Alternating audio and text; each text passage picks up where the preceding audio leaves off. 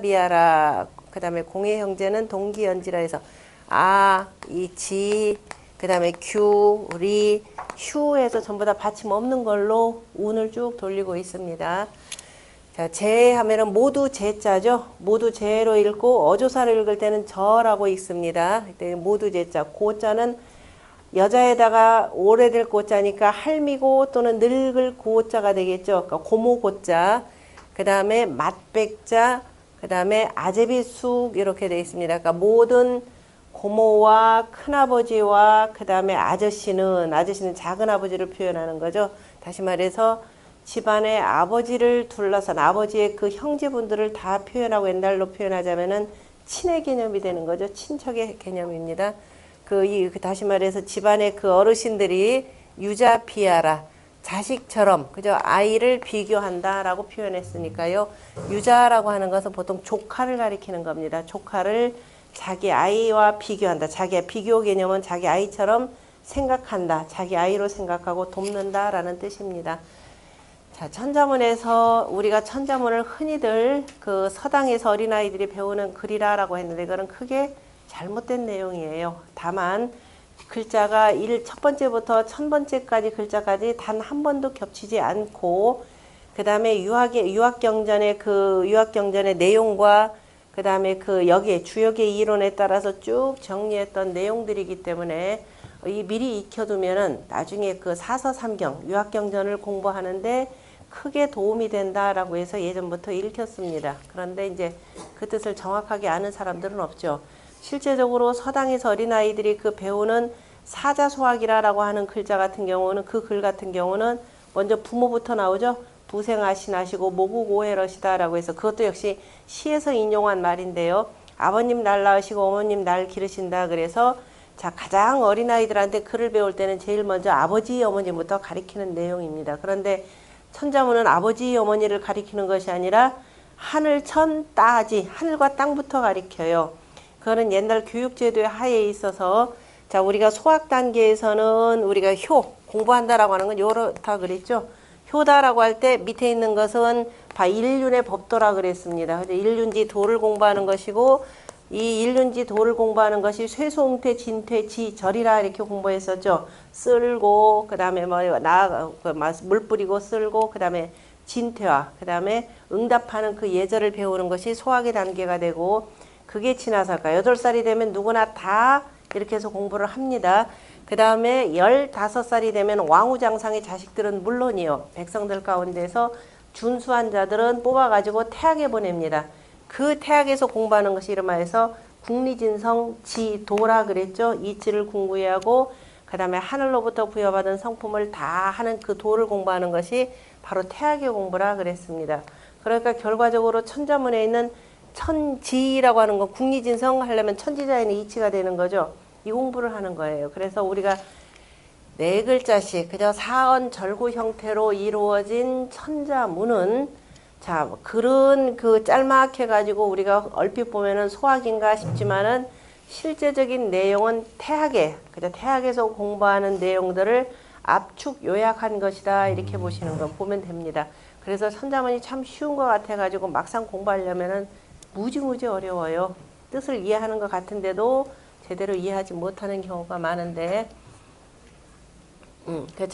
그래서 이거를 쓴 사람이 누구냐면은 종효라고 하는 사람이라고 그랬죠. 종효라고 하는 사람이 자기 일생을 쭉 돌아보면서 정리한 내용입니다. 종효가 우리가 사자소학이었다 그러면 그죠? 이 초등 방식으로 별도로 만든 이런 애들용 학습 자료였다 그러면은 그죠? 이를테면 아버지 어머니부터 나와야 되는데 그렇지 않더라라는 거죠. 이 사람은 일찌감치 어렸을 때 고아가 된 사람입니다. 고아가 됐다라고 하는 것은 일찌감치 부모를 여의고 자기의 여기서 얘기하는 재고 백숙이라고 하는 있죠. 그죠? 바로 작은아버지인가요? 작은아버지요. 로부터 이렇게 해서 그 손에 자란 사람이 바로 종효라고 하는 사람입니다. 그래서 작은아버지의 손에 이렇게 자랐기 때문에 아버지 어머니를 먼저 쓰지 않고 저 앞에서도 뭐라고 썼느냐면은 요 전에 앞에서 공부했던 것이 뭐였죠? 외수 부훈하고 입봉 모이라라고 하는 대목이 나오고 그 다음에 아버지는 어디서 나왔던가요? 자부사군하고 와럼여경이라고 했던 부분에서 나왔죠. 따로따로 나옵니다. 그 다음에 여기서는 실제적으로 나를 키워준 사람은 집안의 어르신들이다 라고 하는 것을 나타내는 겁니다. 이분들이 바로 조카를 자기 자식처럼 여기고 돌봐줬다 이런 뜻이죠.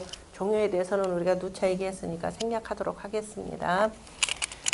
제고백숙의 제자의 모두 제자라고 하는 것은 자 말을 그죠 이 사람 저 사람들이 그죠 이 사람 저 사람들이 모두 하는 말을 가리켜서 제라고 표현합니다. 그러니까 모두라는 뜻으로 쓰이고요. 어조사로 쓰일 때는 저자로 쓰입니다. 중용에 보면은 우리가 그 활을 쏘아서 전곡을 맞추지 못하면은 반구 저신 이렇게 표현했는데요.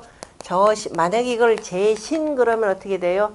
내가 화살에 화살을 쏘는데 전곡을 못 맞추면은 주변에 있는 사람들한테 핑계대는 거죠. 내가 말에 집중해서 표현을 맞추려고 하는데 옆에서 나를 자꾸 방해하고 신칙했다.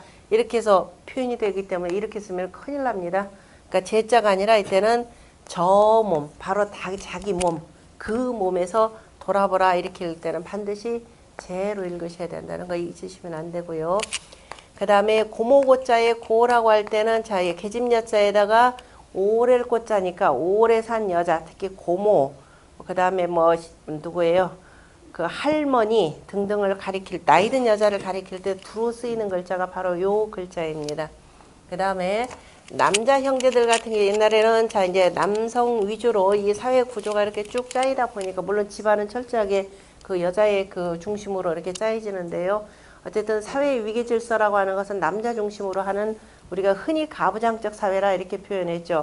가부장적 사회를 중심으로 했기 때문에 남자들에 대한 호칭은 자, 이 순서에 따라서 쭉 나옵니다. 여자들 같은 경우는 누임의 자매 개념으로 쓰이고 남자들 같은 경우는 자, 제일 큰 아들, 그 다음에 가운데 아들, 그 다음에 누군가요? 개숙이에요? 숙개예요? 숙개예요? 숙? 개 이렇게 되나요? 네? 개가 먼저죠? 제고백숙 맞아요?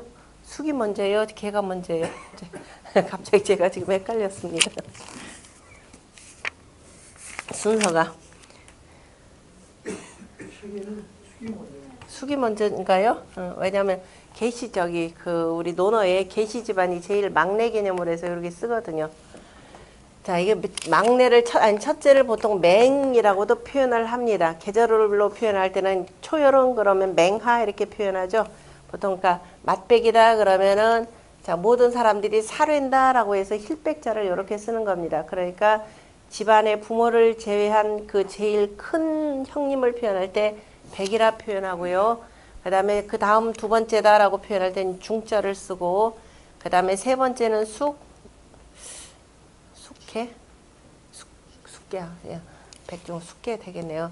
숙개 이렇게 표현을 하는데 보통 막내라고 표현할 때는 그냥 그 숙부라는 개념으로 많이 쓰죠. 작은 아버지라고 표현할 때 보통 우리가 숙부 표현을 많이 합니다. 뭐 숙부, 중부, 계부 이렇게 표현하는데 흔히 작은 아버지를 통틀어 쓸 때는 자 이렇게 쓴다라고 하는 사실. 그래서 제일 첫 번째하고 세 번째를 들어가지고 이렇게 표현한 내용인데요. 자, 그 백이다 아까 살을백자 그 다음에 숙이다라고 할 때는 자 원래 우리가 옛날에 막내 같은 경우는 자식들은 이제 여럿이 낳다 보니까 막내 같은 경우는 보통 누구 손에 커요? 제 큰 그저 형님이나 집안에 언니가 있으면 누님이 있으면 누님 손에 이렇게 보통 많이 큽니다. 그래서 밑에 아이들은 조금 좀 불쌍한 듯한 이런 게 있습니다. 그래서 숙자가 들어가는 글자들 이렇게 보면은 불쌍하다라고 표현할 때 보통 결의척자 이렇게 쓰죠. 우리가 그 허출하다라고 할 때 허출할 역자라고 하는 것 또 이렇게 마음심자를 밑에다 놓고 쓰는 글자인데요. 글자를 보면 요 글자에 대해서는 허신의 설문해자에서는 콩이라고 이렇게 표현합니다. 콩이 밑으로 뿌리가 속으로 들어가고 위로 나와서 이제 열매를 맺는 모습을 이렇게 표현을 하고 그래서 이게 또자를 쓰면은 그 이른바 이삭을 줍는 사람이라는 측면에서 쓰는 글자예요. 그러니까 이삭을 줍다라는 뜻으로 쓰기 때문에 좀 불쌍하다, 좀 이런 의미로 이렇게 쓰는 거죠. 왜 옛날 시골 같은 데에서도 보면은 집 그 동네에서 조금 이렇게 좀 뭐죠, 이 좀 비난한 집 그 아저씨들 보통 부를 때 우리는 뭐라고 불러요? 그냥 보통 아재라는 의미로 많이 부르죠. 그래서 이제 쑥이다라고 할 때는 조금 불쌍하다 뭐 이런 뜻으로도 쓰이고, 근데 이제 말글쑥 할 때는 요걸 쓰죠. 말글쑥 할 때도 쓰는 글자인데, 말글쑥의 쑥이라고 할 때는, 자, 우리가 그 씨앗을 뿌리는데 나중에 논두렁의 맨 마지막에 심는 것이 콩이죠. 그래서 마지막에 제일 심는 거. 그래서 이렇게 되면은 모든 농사일이 다 깨끗하게 정리됐다라는 의미에서 아마 그 쓰는 말로 보시면 될 것 같아요. 안 그러면 이제 물이 위에서 아래로 이렇게 해서 상자하고 작을 소자 위에서부터 조금씩 이렇게 흐르다가 나중에 많이 모아진다라는 의미에서 이제 매일 상류에 물을 표현할 때로도 볼 수가 있고요. 이거에 대한 해석은 그렇게 썩 그 정확하게 나타나진 않은데, 어쨌든 막다라는 개념으로 볼 때는 일단은 자, 뭐 콩을 마지막에 심는 그런 의미도 되고, 그 다음에 상류의 물이 맑다라는 그런 의미로 이렇게 보시면 됩니다. 원래 상류의 물이 맑다라고 할 때 쓰는 글자 맑을 징이라고 쓰는 것은 이걸로 쓰죠. 오를 등자에서 산에 올라갈수록 바로 상류의 물이기 때문에 맑다. 그래서 여기서도 상류 개념으로 보시면 됩니다. 그 다음에 유자비아라라고 할 때 그 유, 같을 유자죠. 같다. 이 글자하고는 또 뭐하고도 비슷하냐면은 보통 꾀라는 말로 쓸 때는 요걸로 많이 씁니다. 같이 쓰기도 쓰는데요.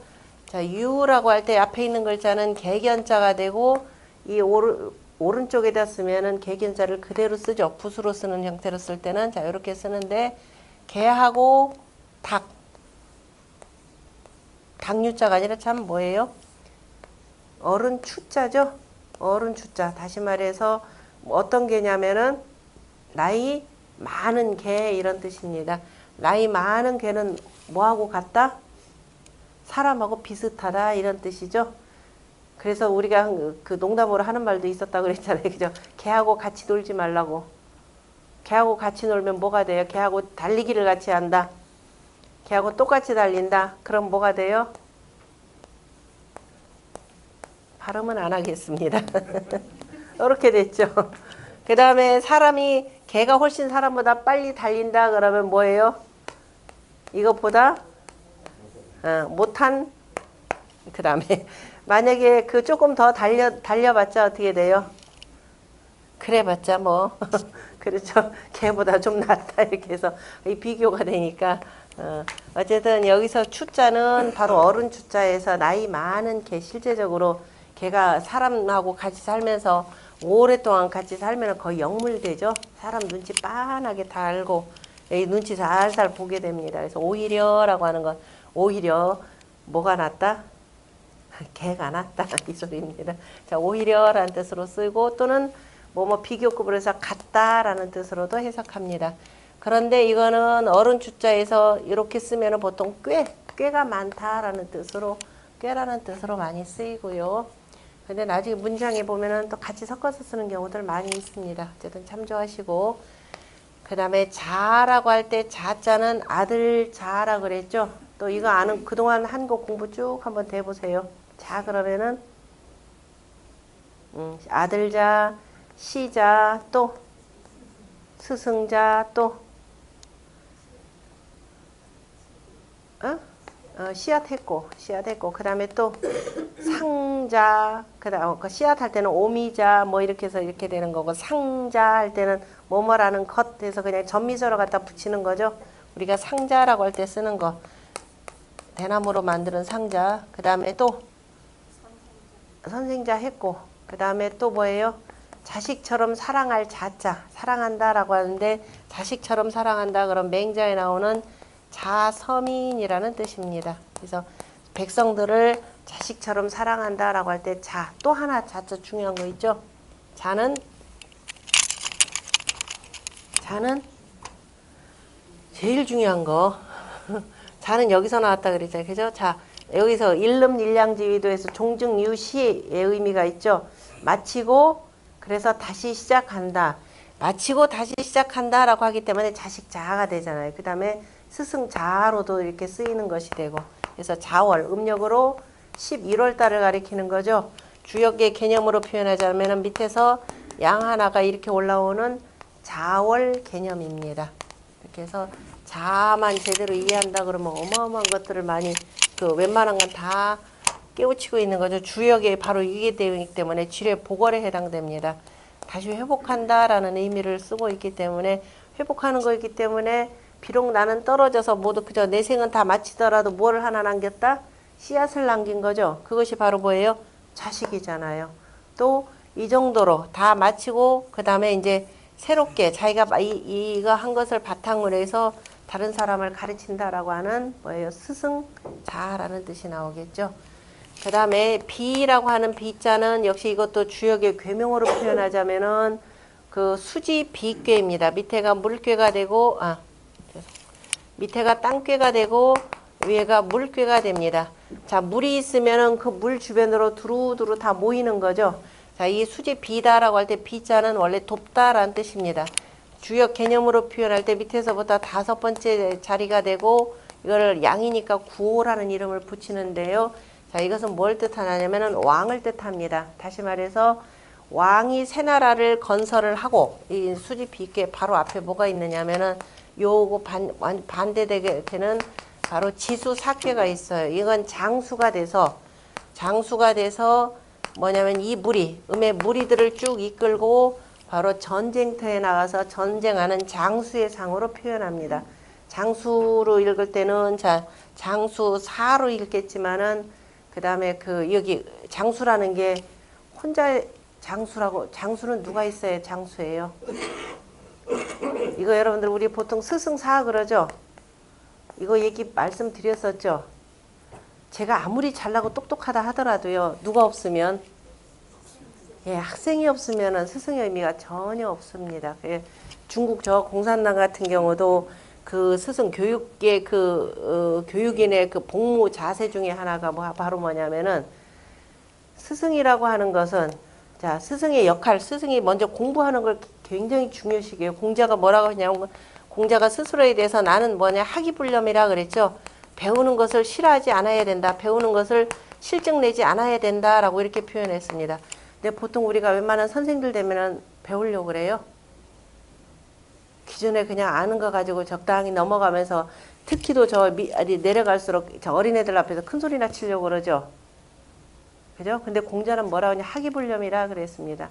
항상 배우는데 실증 내지 말아야 되고 그 다음에 회인불권이라 다른 사람들을 가르치는데 그죠? 회인불권, 게을리하지 말아야 된다 이렇게 표현했는데요. 바로 이 중국에서 공산당이 그쪽에 그 선생들의 복무 자세 중에 하나가 선생은 이래야 된다 이렇게 돼 있어요. 스승의 재질을 표현할 때 이렇게. 근데 우리는 스승에 대해서 자기 스스로에 대해서 이런 얘기 안 하죠. 뭐라 그래요? 도대체 요즘에 애들이 싸가지가 없어서 가르칠 수가 없다. 이런 거꾸로 얘기합니다. 항상 중요한 것은 애의 문제가 아니라 누구냐? 선생이 과연 내가 선생답게 했느냐? 이거를 보고 그 다음에 사회하고 연결시켜야 되는데 실제적으로 우리가 보면은 맨날 선생의 권리만 얘기하지 학생 권리 주장하는 건 별로 학생 권리 주장하려면 오히려 누가 반대해요? 스승들이 반대하죠. 이게 스승사가 아니라 먼저 뜻이 뭐냐면은 무리사자입니다. 주역에서 무리사라고 그랬어요. 왜? 내가 전쟁을 내가 아무리 훌륭한 장수라 하더라도 병졸들이 없으면 그 전쟁 절대로 못 치릅니다. 그래서 무리사가 돼요. 다만 그죠? 오합지졸이라 하더라도 누가 훌륭하면은 그저 장수가 훌륭하면 그 무리들 잘 이끌어서 나중에 전쟁을 이길 수가 있습니다. 그래서 요거는 이 사람을 중심으로 해서 모여든 바로 무리들을 표현하는 것이고요. 그래서 앞으로 여러분들 공부하실 때 스승사부터 공부하지 마시고 뭐부터 공부한다? 네, 무리라는 겁니다. 자, 왜 그러냐? 글자에도 나와요. 밑에 있는 요 글자가 뭐가 되느냐면은 언덕부자가 되죠. 언덕부자인데 요거 밑에 굳이 빼고 그죠? 이게 가장 높은 왜냐하면 장수의 깃발을 세우는 곳은 어디예요? 언덕의 맨 꼭대기가 되는 거죠. 우리 수원화생 가보면은 남한산성 있죠. 수어장대라 그래서 제일 높은 봉우리가 바로 장수가 바로 있는 곳입니다. 거기다가 깃발 하나 딱 꽂아 놓으면 이게 뭐예요? 장수 숫자죠. 또 장수가 거느린다라는 거느릴 솔자입니다. 이 깃발을 중심으로 해서 쭉 둘러싸죠. 그래서 이렇게 쓰면 이게 둘을 잡자입니다. 다시 말해서 언덕의 그 깃발을 중심으로 해서 무리들이 쭉 둘러싼 모습이 바로 이 글자죠. 그러니까 먼저 뭐가 나온다? 무리사가 나옵니다. 군사사자, 무리사자. 그리고 그 다음에 제일 위에 있는 사람이 누구냐? 장수 이렇게 표현해야 됩니다. 그래서 이 장수가 이른바 그 이 군사들, 병졸들의 그 힘을 얻어서 물론 이제 대단한 덕장이자 지장이자 이렇게 돼야 되는데요. 그렇게 해서 전쟁을 잘 이 승리로 이끌어서 나중에 뭐가 되느냐면 그 다음에 지수사계 다음에 바로 이 수지 비괴가 나옵니다. 그래서 새로운 나라를 세우는데 역시 새로운 나라를 세워서 내가 아무리 훌륭하고 내 똑똑하다 하더라도 내가 대통령이다 하더라도 누구의 도움을 받지 못하면 역시 백성들이죠. 역시 이 무리들의 도움을 받지 못하면은 나라 세워봤자 언제 무너질지 모릅니다. 그래서 비라고 하는 것은 바로 뭐냐면은 돌비라는 뜻이에요. 자, 누가 어떻게 돕느냐? 새로운 나라를 건설한 이 임금을 돕는다. 백성들이 돕는다라는 뜻이에요. 임금은 자, 이 도탄에 빠진, 자, 말해서 포악한 군주를 만나가지고 도탄에 빠진 백성들을 자, 전쟁을 통해서 구해냈죠. 이른바 이게 혁명입니다. 우리가 유학에서 공부했던 주나라의 문왕, 그죠? 무왕이죠. 무왕, 그 다음에 은나라를 세웠던 탕임금, 그 바로 두 분을 얘기하는 내용이에요. 이렇게 해서 이분들이 군사를 이끌고 자, 이 백성들을 포악하게 하는 군주를 멸하고 그리고 새로운 나라를 세운 거죠.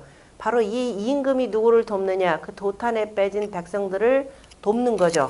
그렇게 해서 이렇게 해서 백성들을 그야말로 지성으로 도우니까 백성들도 그 군주의 마음을 알고 새로운 나라를 건설하는데 적극적으로 돕는다라고 하는 도울 비자입니다. 그래서 여기서 비자라고 하는 것은 자식을 돕는다라는 이런 뜻이 가장 첫 번째가 나오고요. 그리고 이제 그 다음부터 그냥 내가 이제 임금으로서 백성들을 도와야 되고 백성들도 임금을 돕는데 우리 임금가 훌륭하다 그러면 옛날에 어떤 임금으로 표현하던가요? 요순과 같다 이렇게 표현하잖아요. 그죠? 요순 임금. 그러니까 백성들도 누구한테 비유해요? 아, 참 요순과 같은 임금님이었고 그리고 사람들도 자, 그 요순 시대에 그 백성들과 같이 되더라. 이게 맹자에서 나오는 실은 내용입니다. 자, 요순 임금이 다스리면 백성들도 성정이 착해지고 또 포악한 군주가 위에서 다스리면 백성들도 어떻게 돼요? 걸주의 백성하고 똑같이 되게 되는 겁니다. 왜? 위에서 오든 뭐죠 이익을 다투기 위해서 악다구니 싸움을 벌이는데 밑에 백성들도 저절로 윗사람들 따라갈 수밖에 없죠. 우리가 언제부터 밑에서 사람들이 그렇게 투기했습니까? 옛날에 한참 개발될 때 위에서 자기네들 정보 빼내가지고 온 나라 다 부동산 투기로 만들어 놓으니까 어떻게 돼요?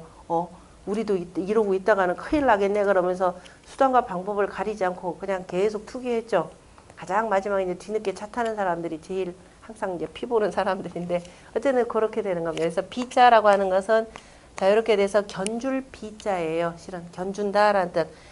자, 이 글자는 뭐의 변형이냐면 사람 인자의 변형입니다. 사람 인자의 변형이 되고 자 비자가 어떻게 되면 수지 비자인데요. 잘 보면은 이렇게 되는 거죠. 위에가 물괴가 되고 자 밑에가 뭐냐면 땅괴입니다. 그러면 우리가 이미 공부 다 했습니다. 선천팔교, 후천팔교 공부 다 했죠. 일건천, 이태태, 삼리화, 사진내, 오손풍, 육감소, 칠간산, 팔곤지 이렇게 했었죠.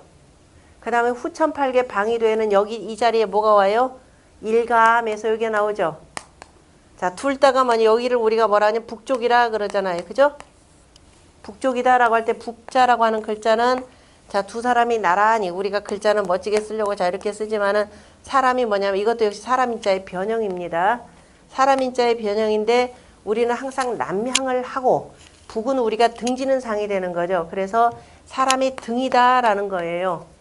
우리가 질배 패배할 배 할 때 이걸로 쓰죠. 등배라고 할 때 육자를 써서 이렇게 쓰잖아요. 그죠? 북쪽은 기본적으로 등지는 쪽입니다. 그런데 자 북쪽에 여기에 원래 뭐냐 이렇게 돼 있죠. 사람이 등지는 쪽인데 이게 지금 선천에서도 이 자리, 후천에서도 이 자리에 나란히 온다라는 개념이 요 글자에서 그대로 나옵니다. 그러니까 북녘 북자에 각자 한쪽에서 이렇게 따는 거죠. 자, 이렇게 되는데 이쪽 글자만 다 따가지고서는 비라는 뜻입니다. 그래서 비라고 하는 것은 돕는다라는 뜻이 되고요. 나란히 한다. 그리고 또 나란히 하다라는 뜻이 되는 거죠. 나란히 이렇게 서 있으니까 어떻게 돼요? 견주는 거죠? 그래서 견줄비, 나란히 한다, 뭐 돕는다. 근데 견주다 보면 또 어떻게 돼요? 이렇게 자꾸자꾸 사람 비교하고 하면은 아첨하게 되겠죠? 비교하면서 저 사람이 더 낫다 그러면 또 뭐냐? 옆에서 가까이 가고 싶어 하는 게 있죠? 가깝다라는 뜻이니까 또, 그죠? 그러니까 여기서 뭐냐면 아첨한다 이렇게도 나옵니다. 네, 소인배들 이제 저 사람 내가 친하면은 친할비 이렇게도 나옵니다. 논어에서도 이게 나와요. 군자하고 소인에 대해서 군자는 주의불비라 이렇게 돼 있죠. 두루 하는데 특별히 어떤 사람만 친하지 않고 그런데 소인은 뭐다? 비부주라는 말이 나옵니다. 소인은 친하기만 하고 저 어떻게 하면 저 사람 가까이 가서 내가 뭐만 하려고 하지 두루하지 않는다 이렇게 나옵니다. 해석이 다 아는 글자인데 이렇게 표현하면 이거 도대체 뭐라고 표현해야 될까 해석 못 하잖아요. 그죠? 왜냐? 우리가 뭐 할 줄을 몰라서 공부하는데 두루 할 줄을 몰라서 두루 해야 된다라는 것은 뭘 알아야 된다? 글자 그대로 뭐예요? 주역의 이치를 알아야 되는 거죠. 우리가 맨 처음에 공부할 때 주역의 괴상을 열심히 최소한 뭐를 공부했다?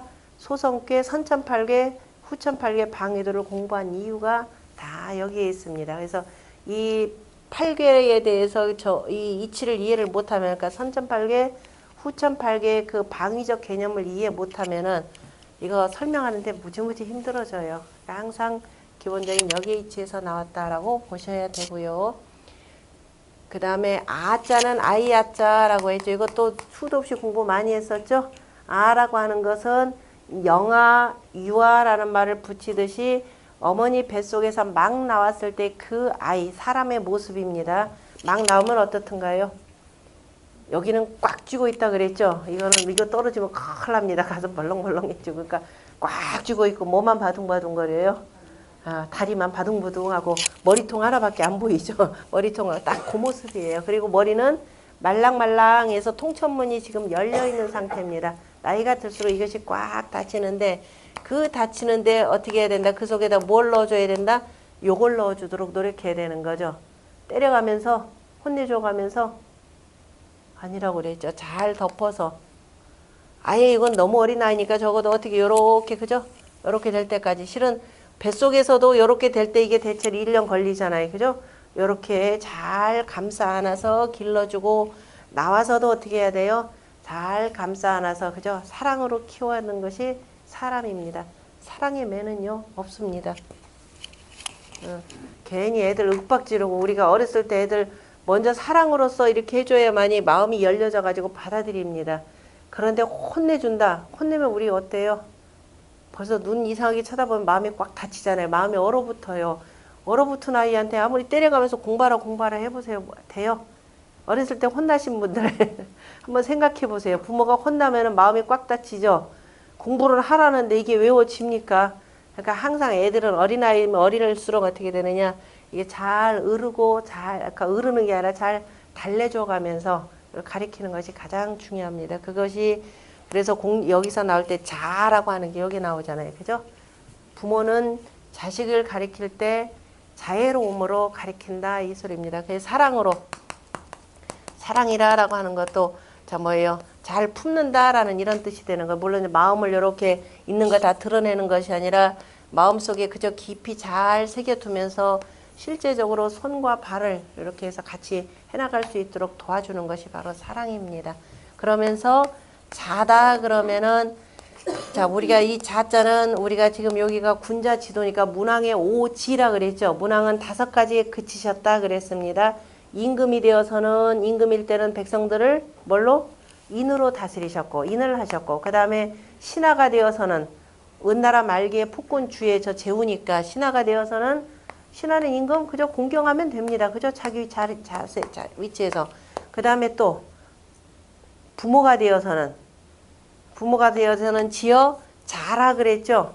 자식이 되어서는 지어 효하시고 백성들과 더불어서는 지어 신이러시다. 이거 공부 다 했습니다. 그때 부모가 되어서는 자 이렇게 표현을 했어요. 자, 오륜 가운데 부모와 자식은 뭐가 있어야 된다? 부모와 자식은 뭐가 있어야 된다고 그랬어? 부자, 유친이잖아요. 자, 분명히 부자 유친했고, 자, 대학에 지금 나오는 내용인데요. 문왕은 바로 지어 자하셨다 이렇게 되어 있습니다. 자, 이 부모가 되어서는 자, 자애로움에 그치셨다 이렇게 표현을 했어요. 그런데 조선시대 때 아버지는 뭐라 그랬어요? 아버지는 뭐라 그랬어요? 이 중간에 어디서 나왔는지 몰라요. 엄친, 자모 이렇게 표현했죠. 그래 현대사회에 들어와서도 대한민국의 남성들은 어마어마하게 손해보고 자랐죠. 아버지가 괜히 애들하고 친하면 어떻게 된다? 그죠? 애들한테 사랑 베풀어도 애들하고 가족 잘 놀면은 괜히 아버지 권위 무너지는 것처럼 생각하고 은근히 엄하게 대하신 분들 많죠. 정말 공부 잘못 배워서 생겨난 문제입니다. 어디든지 간에 엄하게 원래 자 유학 경전에서 사서삼경에는 그런 말 하나도 없어요. 자식에 대해서 아버지는 엄하게 대하고 어머니는 자애로움으로 대한다고 없습니다. 다 친하고 부자라고 하는 건 결국 모자 다 포함되는 거잖아요. 그죠? 친해야 되고 자애로워야 된다. 자식하고 부모하고 친함이 없으면 어떻게 해야 돼요? 서로 간에 거리만 멀어지는 거죠. 그래서 친하고 이때 자라고 할 때 자자다 보면은 자, 거물 현자 이자자입니다. 그 가까이 두루두루 작은 거 하나하나를 잘 거물 현자는 북방수에 해당되는 거죠. 색깔이. 검은데 그 어두운 가운데에서도 잘 보이지 않는 가운데에서도 어떻게 돼요? 그 작은 곳까지 세세하게 살피는 마음이 바로 자애로운 마음입니다. 자식이라고 하는 것은 그저 부모가 자세한 것까지 부모 아니면 그렇게 살펴줄 수가 없는 것이죠. 그래서 세세한 데까지 자세하게 살펴주는 것이 바로 부모의 자애로움이고 이런 것을 바탕으로 해야 바로 뭐가 된다? 친함이 있는 거죠. 부모 자식 간의 친함이다라고 하는 거. 어렸을 때 애들 뭐 잘 되라고 뭐예요? 초등학교 때 저 바깥으로 내보내 보세요. 부모하고 자식하고는 친함이 별로 없습니다. 이거 실은 제 얘기이기도 해요. 제가 암치 저희 부모들이 애들 어렸을 때부터 저 서울 유학 보낸다고 자 초등학교 때 올라와요. 그러니까 우리 주변에서는 그래요.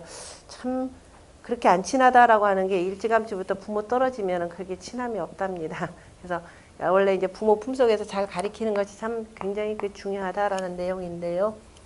그래서 친함, 비교할 비자 뭐 다 같은 내용. 그러니까 요때 친하다라고 하는 것은 그냥 가까이에 있는 그 친함이 되고, 그죠? 그래서 뭐 어쨌든 돕는 개념이 되고, 요 친함은 저하고 조금은 달라. 물론 이것도 잘 보면 여기서 기른다라는 뜻은 나오는데 왜 물이 있어야 그 주변으로 그 모여들어서 기른다라는 뜻이다. 이건 좀 더 적극적인 의미가 되는데요. 친하다라고 할 때는 자 나무를 심는 거죠. 나무를 심는다. 우리가 오동나무를 심는다라고 하는 것은 딸을 낳았을 때 옛날에 오동나무 심었죠. 그래서 그 딸이 다 크면은 그걸 베어서 가구로 쓰고 또 집안의 곳곳에다 오동나무 같은 거 심는 경우도 나중에 자식 뭐 집안의 가구로 쓰기 위해서입니다. 그래서 나무를 다 심고 잘 돌봐야 되겠죠. 볼견자 잘 돌보는 것 이것이 바로 친함입니다. 이렇게 해서 다 잘 자랐죠. 자식이 그래서 잘 자랐습니다. 그럼 어떻게 해야 돼요? 내보내야죠. 죽을 때까지 끼고 살면은 그애 나중에 출세 가로막힙니다. 그죠? 내보내는 겁니다. 그 내보내는 글자가 어떻게 되는 거예요? 도끼 근자죠. 도끼로 찍어라 이 소리가 아니라 나무는 그죠? 나무는 다 자라면은 도끼로 찍어야만이 그걸로 뭐 집도 만들고 새롭게 되잖아요. 가구도 만들고 아름다운 소리를 내는 악기도 만들고 이렇게 하듯 이게 신입니다. 먼저 신하려면 먼저 뭐 해야 된다? 친해야 되는 거. 그래서 이제 유학에서는 또 이제 그걸 조금 더 해서 백성들을 친민하라 이렇게 해요. 다시 말해서 자기 자식처럼 돌봐줘라 이 소리예요. 백성들과 친하다라고 하는 것이 요즘처럼 뭐 선거 때 되면은 뭐 돌려가면서 뭐 인사 이거 친하라는 소리 아니에요. 실은 그죠? 이렇게 부모가 자식을 사랑하는 것처럼 부자 유친하듯이 백성들을 자식처럼 사랑하는 그래서 옛날에 임금을 뭐라고 했느냐 민지 부모라 그랬죠. 백성들의 어버이다 이렇게 표현한 겁니다. 그렇게 하고 난 뒤에 백성들이 잘못된 일이 있으면 고치자 우리 새롭게 이렇게 하자 그러면은 따를 거 아니에요. 그죠? 그래서 먼저 친하고 그 다음에 그리고 난 뒤에 신이라라고 하는 것이 대학에 나오는 친민편에 나오는 그 글 내용입니다. 자, 일단 비자에서 친자까지 갔네요. 그죠? 비자에서 친자까지 나오고 논어에 나오는 주의 불비 군자는 주의불비하고 소위는 비부주라라는 말까지 공부했습니다. 거기 안 나온 내용들은 다 보충해서 넣으세요. 그 다음에 아자도 설명드렸죠. 아자는 자 이렇게인데 자 그래서 발만 버둥버둥하는 요 모양이다 했고 그 다음에 공자도 조금 설명을 더 붙여서 넣으세요. 공자는 첫 번째에다 제일 먼저 뭘 했냐면 그대로 아들 자자에다가 이 글자는 뭐냐면 싹을자죠. 아들 자자에다가 싹을자가 되는 겁니다. 아들이다 라고 하는 것은 역시 뭐냐면은 아까 얘기했듯이 지뢰복에 저 땅속에서부터 뭐예요? 하나가 양기운이 새로 회복되는 글자죠. 그러니까 자식자라는 거 하지 말고 바로 지뢰복월에 지뢰복월을 주역의 괴로 표현할 때는 회복한다라고 하는 복이 되고 이것이 바로 새로 회복한다라는 자월의 개념이 되는 겁니다. 그래서 자월 저 땅속 깊은 곳에 땅속 이게 한겨울이 되는 거죠. 한 깊은 곳에 바로 양 하나가 씨앗이 뚝 떨어진 겁니다. 그러니까 씨앗자가 되는 거죠. 이때는 씨앗이 뚝 떨어져 가지고 때가 되면 어떻게 돼요? 싹이 나오는 거죠. 씨앗자에다가 싹을 개념으로 보셔야 됩니다. 그래서 싹이 나오는데 자 이게 어디서 나오느냐. 그래서 우리가 싹이다 라고 할 때는 원래 싹날 철자가 어떻게 되던가요? 싹날 철자는 이렇게 쓰죠. 어려울 둔 처음 둔 자는 땅속에서 이렇게 지금 나오는 모양이 되는 거죠. 그래서 땅속에서 구멍을 뚫고 나온다라는 의미에서 구멍 공자 이렇게 해서 구멍 공으로 쓰셔야 되고요. 그렇게까지 나오기에는 대단히 어려운 과정이 필요한 거죠. 그래서 심하다라는 심이 공자로 쓰이는 글자입니다.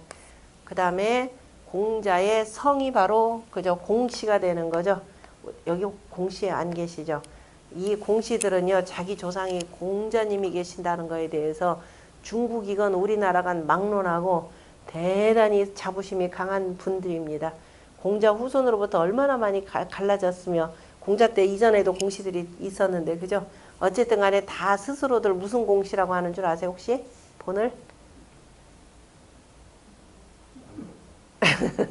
곡부공씨라 그래요. 곡부 공자가 그 산동성 지역이 곡부 지역이잖아요. 그죠? 그래서 곡부공씨로 이렇게 통합니다. 아, 공씨들 안 만나보셨군요. 공씨들 아주 대단한 그 자부심들이에요. 우리가 듣다 보면 웃죠. 아이 참네 그 공자의 피가 얼마나 섞였을지. 네 어쨌든 간에 뭐 훌륭한 조상 하나 있으면은 자식들 가르칠 때는 좋잖아요. 그죠? 아, 우리 조상 가운데는 이런 공자가 계시다 그러면서 가르치니까 확실히 그런 효과는 좋습니다. 그 다음에 이 제라고 할 때 제자는요. 이것도 하나를 더 여기다 쓰셔 넣으셔야 되는데 설물 위 속지 차 제하라.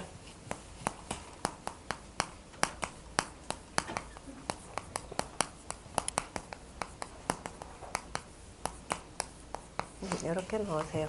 설문회자에서 나온 내용. 그래서 무슨 글자라면 위 속물이라. 사지자연이 속물예라 해서 이 글자는 따를 종자로 이렇게 쓰는 겁니다. 다시 말해서 이 가죽으로서 위자는 다룬 가죽이다. 그래서 뭐예요? 그 털 다 뽑고 그 다음에 혁에서 더 무드질을 해가지고 나온 게 위라 그랬죠. 다시 말해서 부들부들한 가죽은 끈으로 우리가 쓸 수가 있으니까 그 가죽끈으로 물건을 묶는 것인데 물건을 묶는다 보면 우리가 계속 어떻게 돼요? 계속 몇 차례 이렇게 묶게 되는 거죠. 그럼 밑에서부터 그러니까 우리 이 글자 제일 읽기 쉬운 게 무슨 뭐죠? 그 낙지 이렇게 막 꼬는 걸 뭐라고 하죠? 그걸 뭐라고 하던데? 호롱구이 호롱구이 구울 때처럼 또는 실패 그 실 이렇게 감아 올라가듯이 가장 제일 먼저 한 것은 밑에 들어가고 제일 낮은 것이 위로 나오잖아요. 그래 그 모양이다라고 보시면 돼요. 그리고 또 올라가는 순서도 사닥다리 같은 경우는 이렇게 해서 순서가 밑에서부터 위로 차츰차츰 올라가죠. 그러니까 이렇게 올라가듯이 실을 이렇게 해서 계속 감는데 나중에 끈이 이렇게 나와 있는 이런 모습. 그래서 사닥다리라고 쓸 때는 위에다 나무 목자를 쓰고 그냥 이렇게 해서는 차제 순서다라고 할 때 우리가 차제다라고 할 때 이렇게 쓰잖아요. 순서. 차례 순서라기 때문에 그래서 그 가죽끈으로 그냥 가죽으로서 그 물건들을 차례차례대로 묶는 순서가 있잖아요. 그죠? 순서대로 묶는 것을 표현할 때 바로 요 모양입니다. 그래서 그 막 묶고 났을 때 묶고 이제 끈 자르고 이렇게 했을 때 나오는 그 모양을 가지고 재라 이렇게 보시면 되고요. 공회, 그 다음에 품을 회자의 회자는 품는다라고 할 때 옆에 있는 그물망입니다. 자, 가슴 속에 품는다. 이게 마음심자니까 마음심자고 글자를 잘 보시면은 위에 있는 요 글자, 밑에 있는 요 글자가 있죠. 둘이 합치면은 뭐예요? 네, 오드이자가 되는 거죠. 옷 속에, 그 다음에 그물망자는 이게 되는 거, 넉사차처럼 된 건 실은 그물망입니다. 더 쌌다 이 소리예요. 그 싸고 그 속에다가 뭔가 이렇게 둔 것. 그래서 물건을 그 옷 속에다가 이렇게 싼 모양이다라고 표현하면 됩니다. 거기다가 마음 심자를 썼으니까 마음 속에다 품었다. 그래서 품을 회자, 생각할 회 이렇게 보시면 됩니다. 거기도 조금 첫 번째 대목을 보충해서 쓰시면 됩니다. 우리가 주머니 낭이라고 하는 글자, 주머니 낭이라고 할 때 하는 글자가 이렇게 쓰고 또 이렇게 쓰죠. 뒤에가 뭐가 빠진 것 같다. 충자로 써야지. 이게 주머니 낭자거든요. 그러니까 주머니 낭자도 잘 보면은 자, 여기 이 글자에다가 그죠? 밑에 이렇게 보면 여기 있죠. 옷 속이라라는 뜻입니다. 옷 속에다가 자, 감싸고 이거 가슴 부분이 되니까 그것도 뱃속이고 이 속에다 하여튼 뭔가를 잔뜩 그 싸놓은 모양에서 주머니 낭 이렇게 쓰고요. 역시 이것도 옷 속에다가 이렇게 감춰둔 모양이라고 보시면 됩니다. 이걸 이제 눈목 형태로도 보고 이런 뭔가 사람이 회한이 있거나 마음속에 품은 무슨 한이 있거나 그러면 이제 속으로 눈물 흘리는 그런 모양으로도 이렇게 보고 그래서 후회한다라고 할 때 이 후회하기 앞서서 뭔가 이렇게 마음에 이렇게 품은 모양을 표현할 때는 이렇게 씁니다. 후회한다라고 하는 것은 늘 생각하는 거죠. 그거는 매양매자를 쓰는 것은 이거는 후회한다라는 회자가 되고 이거는 마음속에 깊이 품고 있는 형상을 표현할 때는 바로 이렇게 씁니다.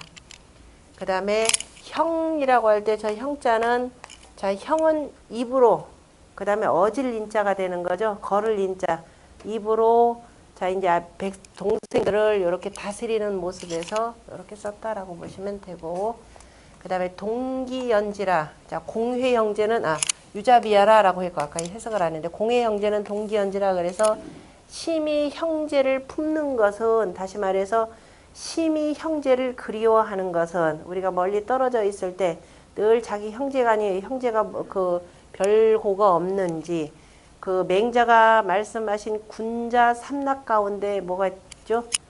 부모 구존하시고 부모 두 분이 다 살아계시고 그 다음에 형제 무고라는 말이 나오죠. 형제간에 아무 탈이 없는 것이 바로 군자 삼락 중에 그 중에 하나라 그랬는데 이거 내 마음대로 할 수 있던가요? 안 되는 거죠. 어쨌든 그래서 심히 형제를 그리워하는 것은 동기연진이라 우리 동기간이라라는 말 쓰죠.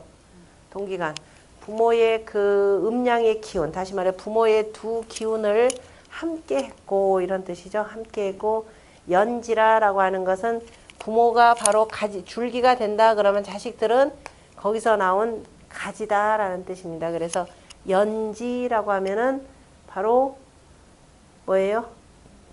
역시 형제간을 표현을 하는 겁니다. 이게 연지가 되고 부부는 뭐라고 그러죠? 부부는 우리가 나무 가운데에서 가끔가다 은행나무에 단풍나무가 자라는 경우 있죠. 씨앗이 은행나무 오래 고목이 되거나 옆에 보면 뭐 틈이 있으면 거기서 만약에 흙이나 뭐가 있으면 단풍 씨앗이 떨어져 가지고 이렇게 해서 전혀 다른 나무가 옆에 나오죠.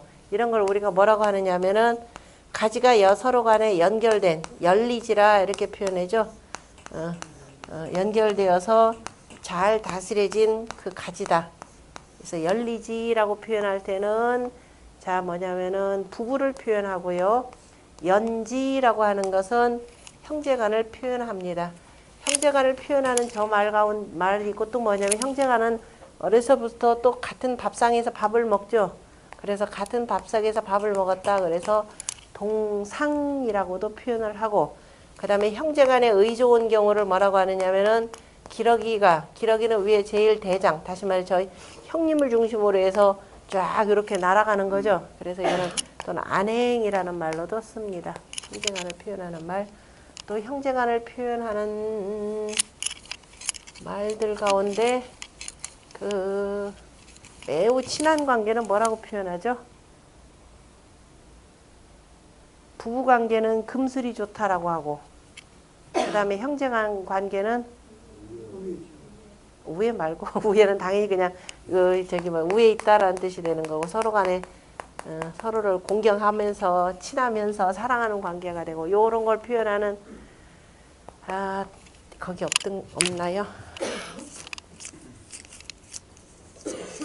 형제간을 표현하는 말이 거기에 안행이 있고, 안행은 이제 안항 개념으로 참 안항이라고, 또 그 다음에 한 몸에서 난 털과 다리다 그래서 수족이라라고 표현했고, 밥상상의 상자를 침상 개념이 아니라 참 널빤지에다 쓰는 거니까 동상 개념으로 이렇게 쓰고, 거기에는 없는데 악기로 표현하는 동음생경,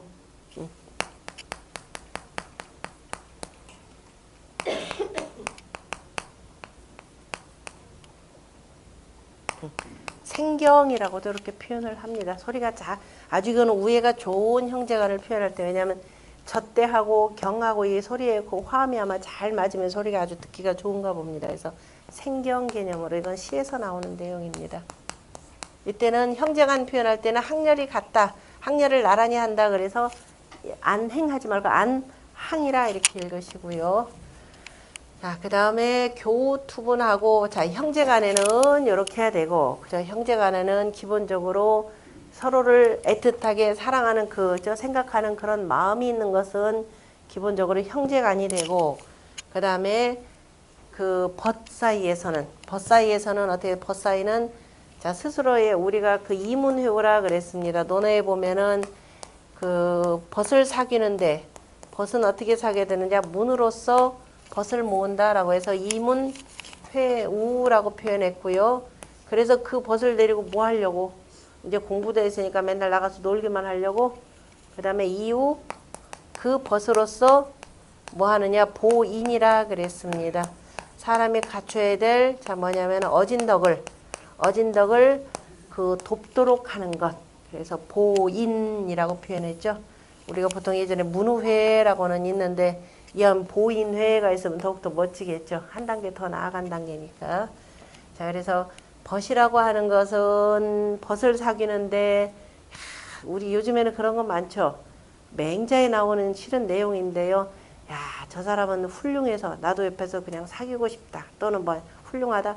저 사람은 돈이 많아서. 저 사람 형님이 무슨 뭐 장관이래지. 아니면 어디 회사 사장이래지. 저 사람은 저 어른은 어디 무슨 뭐 벼슬 한 자리 해서 내가 혹시라도 그 양반 친하면 우리 애들 취직하는 데 도움이 되지 않을까?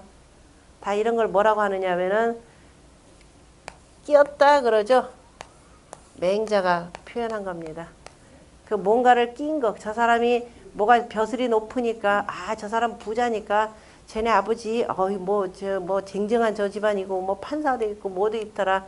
그러니까 내가 저 사람 사귀면은 뭐 좀 도움 좀 받지 않을까?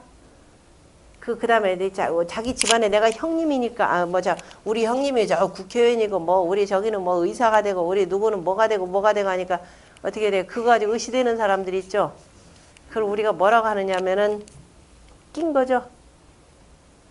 낀 걸 가지고 의시되는 무리들을 뭐라고 그러겠어요? 우리 그런 무리들을 배라 그러죠? 요새 대인배, 소인배, 희한한 말이 나오던데, 온갖 잡동사니 다 낀 거, 그죠? 다시 말해서 벼슬자리 있다고 지네 집 돈 많다고 그거 가지고 의스대는 자들, 그런 거 전부 다 뭐라고 하느냐, 우리가 협잡배라 이렇게 표현을 합니다. 요즘에 협잡배의 세상이죠. 더군다나 돈 많다고 얼마나 의스대는 자들 많아요, 그죠? 그리고 또 이제 없는 사람들은 우리가 저 사람 사귀면은 뭐 좀 떨어질까 해가지고, 이게 협잡배들하고 사귀려고 하는 무리들이 온통 또 많습니다. 그래서 공부하는 사람은 이러면 안 되죠. 뭔가 내가 좀 있다고 의스대거나 그러면 안 되더라, 이렇게 되는 겁니다. 그러니까 요즘에는 의스대는 사회, 그게 전부 으스댄다라고 하는 건 뭐 좀 있다고 으스대는 거기 때문에 다시 표현하면 전부 다 뭐더라? 그냥 협잡배다 이렇게 보시면 됩니다. 자, 그 다음에 그래서 벗을 사귀는 데는 이런 그저 뭔 낀 걸 가지고 사귀지 말아야 된다라는 겁니다. 벗을 사귀는 데는 맹자가 그래서 오로지 뭘 가지고 사귄다? 덕. 이거 외에는 없다 이 소리입니다. 그래서 이제 워낙 전국시대 때 이 덕이 자꾸 무너지는 세상이 되니까 옛날에 군주들이 저 제아의 선비들을 사귀는데, 그죠? 사귀는데 제아의 선비도 저 사람이 임금이니까 사귀지 않는다 이 소리예요. 내가 그 임금이 서로 우리 집에 온다 하더라도 그냥 벗으로 대할 뿐이지 저 사람을 사귀어서 내가 나중에 벼슬 자리 하나 얻으려고 일체 그게 없는 거죠. 그래서 그 벗을 사귀는데도 도가 있다라고 하는 교우관계에 대해서 바로 맹자가 그 얘기를 많이 합니다. 그러니까 교우관계가 성립이 되려면은 이른바 협잡배가 되어서는 아니 된다라는 개념으로 설명을 하죠. 오직 덕이다 이 소리예요. 그런데 노나라 때 지금 여기 누구냐면은 증자가 되는 거죠. 노나라 때 그 자사가 있죠. 증자의 제자가 되고 공자의 손자였던 자사라는 사람이 있었는데요. 학문의 돈은 높지만은 벼슬 자리에 안 나갔던 사람입니다. 그런데 노나라의 군주가 대단히 존경을 해요. 그래서 자주 이제 찾아보기도 하는데 한 번은 물어봅니다. 옛날에 훌륭하신 분들은 서로 간에 벗을 했다는데 임금이 그러죠. 저하고 벗하심이 어떻습니까? 라고 했더니 자사가 대뜸 뭐라고 그랬죠? 무슨 말씀? 당신은 임금이고 나는 선비일 뿐이다. 왜요? 어떻게 임금하고 선비가 이건 이제 정중하게 실은 거절하는 말입니다. 어떻게 선비가 말이야 임금하고 벗할 수 있니? 이거 말도 안 되는 소리라 그럽니다. 그 다음에 한마디 꽉 찍었죠. 당신은 덕이 없는데 나는 덕이 대단히 높은 사람이다. 내가 덕 없는 자고 왜 벗하냐? 바로 얘기하는 거예요. 그 얘기는 뭐냐면은 권력을 가지고 너무 으스대지 말라. 그 결국 뭐다? 너도 협잡배에 불과하다라고 하는 것을 표현한 말입니다. 그래서 벗이라고 하는 것은 벗을 사귀는 데는 무엇을 던지고? 분수를 던지고. 분이다 그러면 자기 직분이죠. 자기의 직분, 자기의 신분 이겁니다. 직분과 신분을 다 던지고 오로지 벗을 사귀는데 뭐한다? 절마잠교하라 라는 겁니다. 아까 조금 전에 나왔던 뭐예요? 이유, 보인이죠. 벗으로서 바로 인을 보탬이 되도록 해야 된다. 절마라고 하는 건 끊고 갈고라고 하는 절차 탕마에서 줄임말이 되는 거죠. 절차. 그 다음에 탁, 쫄탁자. 그 다음에 갈마자. 절차 탁마에서 두 개는 빼고 바로 이렇게 표현했습니다. 우리가 절차라고 하는 것을 대학에서 절차는 바로 도학야요 이렇게 표현했죠. 도학야요. 그 다음에 탁마라고 하는 것은 수신야라 이렇게 표현해. 자기 몸을 닦는 것이라. 다시 말해 이 말할 도자입니다. 말할 도자가 되고 절차라고 하는 건 다시 말해서 배우는 과정을 표현했고 자 이것은 계속 자기 배우면서 배우고 그 다음에 몸을 계속 수신해 나가는 과정을 표현하는데요. 절이라고 할 때 절자 옆에 있는 일곱 칠자이긴 하지만 실은 비수비자의 변형된 모습입니다. 거기에다가 칼도자를 썼죠. 칼도자를 쓰니까 어쨌든 칼로 자르는 것을 표현했고요. 차라고 하는 것은 돌로 이렇게 가는 겁니다. 끌차자의 개념인데요. 돌로 가는 것이 되고 옥 같은 경우는 옥을 쫓는 거죠. 처음에 이제 옥이라는 게 있으면은 세공을 해서 모양을 만들어야 되니까 먼저 대강 이렇게 해서 자르는 것이 되고 그리고 옥을 반들반들하게 만들려면 또 가는 과정이 필요합니다. 그래서 이런 절차 탁마라고 하는 건데요. 이거는 원래 시에서 나온 내용입니다. 여절 여차 여탁 여마라 이렇게 표현했습니다. 앞에다 전부 다 여자를 표현하면서 그 훌륭한 군자를 표현하는데 마치 깎은 듯 그죠. 그 다음에 끌로 이렇게 갈아 놓은 듯 그 다음에 쪼아 놓은 듯 그 다음 뭐예요 잘 역시 갈아 놓은 듯 뭐 이런 식으로 해서 표현하는 학문의 어쨌든 학문하는 과정을 표현한다라고 보시면 되죠. 그렇게 해서 서로 간에 뭐 이끌고 서로를 잘 닦도록 이끌어서 그 다음에 서로의 뭐가 돼야 된다? 잠규, 경계잠자, 법규자. 서로 경계를 삼고 왜냐하면 상대방이 나의 거울이 돼야 되는 거죠. 거울이 되고 그 다음에 나의 법도가 되어야 된다라는 겁니다. 다시 말해서 아까 얘기했던 바로 이문회우, 이유, 보, 인의 개념으로 이렇게 표현한 거죠. 그래서 벗을 사귀는데 협잡배가 되지 말라. 이제 뭘 끼고 그리고 또 저 사람이 뭐가 되니까 이렇게 하지 말라라는 교투분입니다. 교자, 사귈 교자 이미 이것도 공부 다 했죠. 교라고 하는 건 육이라고 하는 것은 땅이라 그랬죠. 땅을 주역의 그 개념에서 표현할 때 숫자로 표현하면 6, 6에 해당되는 겁니다. 땅 밑에서 뭐가 사귄다? 하늘의 양기운이 밑으로 들어와서 밑으로 들어와 있는 거죠. 그래서 이른바 지천태세상이라 그랬죠. 지천태상, 지천태가 되는 건데요. 지천태를 이제 공자가 뭐라고 했느냐 하면은 천지교태라 이렇게 표현했죠. 이 지천태교 주역의 11번째가 되고 11번째라고 하는 것은 우리가 1부터 10까지 다 하고 다시 이렇게 되는 거죠. 1부터 10이다 그러면 이건 천간이 되고 하늘의 이치가 이렇게 베풀어져야만이 어디 땅 베풀어 다시 이렇게 나오는 거니까. 그래서 하늘과 땅이 사귀는 것이 보다 천지교태라 이렇게 표현했죠. 천지교태가 되고 그 다음에 천지교태가 되고 그 다음에 또 천지가 사귀어서 그 다음 밑에 공자가 또 달리 또 설명한 게 있으면 천지가 사귀면은 만물이 뭐한다? 사귀면은 만물이 뭐한다? 모든 만물이 서로 간에 자 이제 다 교류해 가면서 통한다 그랬죠. 교통 만물이 통한다. 바로 여기서 교자하고 통자가 나왔죠.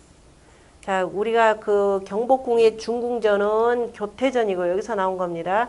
경복궁의 그 중궁전은 교태전이고 왕비가 왕한테 교태 부리는 것이 아니라 그죠? 한자가 다르죠. 전혀 다르죠. 그 다음에 저 중국에 가보면은 교통대학이 있습니다. 교통대학이 있고 중국에 가면 온 천지에 교통은행이 어마어마하게 많습니다. 그 교통이라고 하는 거 그렇죠. 하늘과 땅이 사귀어서 두루두루 만물이 통하듯이 은행이라고 하는 것은 뭐 하는 거예요? 돈을 가지고 서로 간에 계속 통하게 되는 거죠. 돈을 가지고 화폐를 가지고 서로 간에 그죠 만나가지고 그 화폐를 가지고 다른 물건으로 바꾸는 겁니다. 그러니까 교통은행이 되는 거죠. 모르면은 가서 야 얘는 애들은 뭐 운전수가 이렇게 많냐 하시면 안 된단 말이에요. 그죠? 교통은행이라. 그 다음에 그래서 그게 교자가 되고 자 교자는 사귀면은 또 뭐가 있어야 돼요? 사귀면은 이렇게 해서 효력이 있어야 되는 거죠. 하늘과 땅이 사귀어서 효력이 나는 게 이거죠. 그 다음에 윗사람하고 아랫사람이 사귀어서 뭔가 효력이 나와야 되는 거죠. 상하교의. 아랫사람이 사귀어서 뭐가 된다? 서로 간에 그 이기투합하는 그 지, 이거 뒷골목의 의리 아닙니다. 기치. 그래서 그 뜻이 선비의 그 마음이 같아야 된다. 같으니라 이렇게 되는. 윗사람과 아랫사람이 사귀는데 이것도 역시 협잡회는 아니잖아요. 그죠? 협잡이 아니라 하늘과 땅에 그러한 그저 그러한 도를 가지고 위와 아래가 사귀면은 그들의 뜻이 어떻게 된다? 같다 이렇게 돼 있죠. 이렇게 되면 길이 단금 뭐 이렇게 표현하는데요. 자 이게 뭐냐면 이게 무슨 뜻이에요? 이렇게 하면은 그게 동지가 되는 거죠. 역시 전부 다 주역의 지천 택계에서 나옵니다. 그래서 교투분이라고 하는데 사귀는데 분수를 던진다. 아까 했듯이 저 훌륭한 군주와 그 다음에 저 아래 제하의 뭐예요? 신하가 제하의 선비가 사귀어서 그 뜻을 함께하는 거죠. 그 뜻을 함께하는 것이 그게 바로 뭐냐면은 그게 동지가 되는 겁니다. 우리가 동지라고 할 때 보통 혁명적 상황에서 동지라는 말들 많이 하잖아요. 그죠? 바로 이런 데서 나온 것이더라라는 거죠. 그러니까 분이라고 신분, 직분, 현재 자기가 맡고 있는 뭐 권력의 자리 이런 거가 되는 거니까. 그다음에 그래서 교자는 반드시 뭐가 된다? 사귀어서 효력이 있어야 된다라는 요 내용입니다. 다 같은 내용 뜻이라 이런 뜻으로 제가 표현드리는 겁니다. 효력이 있어야 되는 것이 되고 요렇게 해서 이런 걸 공부하는 게 우리가 뭐예요? 배움이 되는 거죠. 그죠? 배워서 그래서 남주나 이 소리죠. 배운 거는 전부 다 내 거가 되는 겁니다. 글자 자체가. 그 다음에 던질 투자, 우자. 우자도 역시 뭐냐면은, 자, 요렇게 쓰는 건데, 요거죠. 서로 간에 사귀는 거죠. 서로 간에 사귀어서 뭐 하는 거예요? 헤아리는 거죠. 또 우자니까. 손으로 잡는 거니까. 서로 간에 사귀면서, 만나서 상대의 뜻이 어떤지를 잘 헤아릴 줄 아는 사람. 바로 우라는 말 속에 이미 뭐가 들어가냐면 동지 개념이 들어가겠죠. 그래서 벗이라고 하는 것은 그 놀고 그 뭐예요 술 마시고 놀고 돈이나 뭐가 옆에다 뭔가를 끼고 만나는 사람은 결코 그 벗의 사귐이 오래가지 못하게 됩니다. 진정으로 벗이라 그러면 보지 않아도 오랫동안 만나지 않아도 그 다음에 또 만나면은 어제 본 듯이 이렇게 그런 마음이 있는 것이 바로 벗이다. 그래서 벗은 기본적으로 천지자연의 이치를 같이 함께 논하고 세상을 논하고 할 줄 아는 사람이 바로 벗이라라는 것. 그 다음에 던질 투자의 투라고 하는 것은 제방변이죠. 손 숫자가 되는 거죠. 손으로 몽둥이 숫자니까 막대기를 몽둥이를 던지는 모습이 되고 분수라고 한 나눌 분자입니다. 똑같이 8, 8이라면 바로 이 내용이죠. 똑같이 칼로 나눈다라는 겁니다. 원래 모든 것은 다 하나로 표현할 수가 있죠. 자, 이렇게 표현할 때 이거를 원을 제일 우리가 큰 면적을 가질 수 있는 걸 원으로 표현합니다. 그 바깥으로 그냥 하늘은 우리가 잴 수가 없으니까 어디에서 재느냐? 땅 속에서 재는 거죠. 땅 위에서 하늘 가지고 잽니다. 자, 이것도 다 1이요. 이것도 다 1로 표현할 수 있죠. 그런데 자, 1인데 그러니까 하나로 표현할 수도 있고 또 원을 하나로 표현할 수도 있고 둘레를 표현하면 어떻게 돼요? 셋으로도 표현할 수 있고 네모로 표현하면 넷으로도 표현할 수가 있고 여러 가지로 표현할 수 있죠. 다시 말해서 1년이라고 하는 것을 하나로 표현되죠. 그 다음에 음양 개념으로 하면 뭐가 돼요? 둘로 표현하죠. 그 다음에 천지인 삼재 그러면 어떻게 돼요? 셋으로 표현하죠. 이거 만나가지고 그 다음에 만물을 내는 거니까. 그 다음에 1년이라는 것을 사계절로 표현할 수도 있죠. 넷으로도 표현할 수 있죠. 그 다음에 또 뭐예요? 뭘로도 표현할죠? 8개로도 표현되는 거죠. 8개로도 표현되고 12방위로도 표현되고 12때로도 표현되고 24절기로도 표현되고 또 60갑자로도 표현되고 얼마든지 표현될 수 있죠. 여기도 어떻게 보면 우리는 한 반이죠. 한 반인데 이쪽 저쪽 하면 두 개로 나눠져 있고 또 각각 개인은 전체 중에 하나가 되기도 하죠. 그러니까 우리가 뭘 알아야 되면 수를 알아야 되는 거죠. 이게 다 뭐예요? 수의 원리잖아요. 그죠? 수가 그런데 어떻게 되는 거예요? 어떻게 나눠지는지. 수가 나눠지는 걸 뭐라 그래요? 나눠진 수를 분수죠. 뭘 잘 알아야 돼요? 분수를 잘 아는 게 중요합니다. 이거 잘 모르는 사람을 뭐라고 한다? 사람 분수 이렇게 되는 거죠. 그러니까 공부는 분수를 아는 것이다 라는 겁니다. 좀 쉬었다가 그 다음 하겠습니다.